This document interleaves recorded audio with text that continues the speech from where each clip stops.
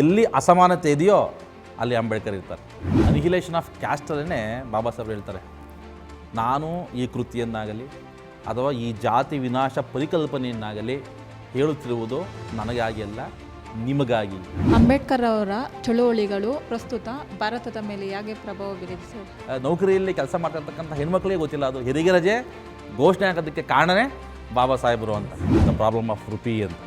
So ಅದರ ಆಧಾರದ ಮೇಲೆ ನಮ್ಮ ದೇಶದಲ್ಲಿ RB ರಚನೆ ಆಯಿತು. ಸೊ ಇವೆಲ್ಲವೂ ಕೂಡ ಒಂದೇ ಸಮುದಾಯಕ್ಕೆ ಅಲ್ಲವೇ ಇಲ್ಲ. ವಿಶ್ವಜ್ಞಾನಿ ಭಾರತ ರತ್ನ ಡಾಕ್ಟರ್ BR ಅಂಬೇಡ್ಕರ್ ಅವರ ಸಾಧನೆ ಮತ್ತು ಚಿಂತನೆಗಳ ಸಂವಾದ ಕಾರ್ಯಕ್ರಮ ಅಲ್ಲೊಂದು ಸೂರ್ಯ ಇಲ್ಲೊಂದು ಹಣತೆ.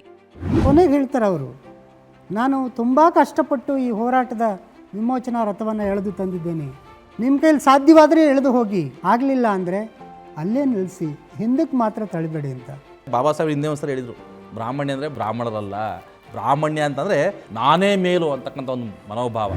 ಇದೇ ತಿಂಗಳ 27ರಂದು ಶನಿವಾರ ಮಧ್ಯಾಹ್ನ 3:30ಕ್ಕೆ, ಮರುಪ್ರಸಾರ ಜುಲೈ 1ರಂದು ಬುಧವಾರ ಬೆಳಗ್ಗೆ 9:30ಕ್ಕೆ. ತಪ್ಪದೆ ವೀಕ್ಷಿಸಿ ನಿಮ್ಮ ನೆಚ್ಚಿನ ಚಂದನ ವಾಹಿನಿಯಲ್ಲಿ.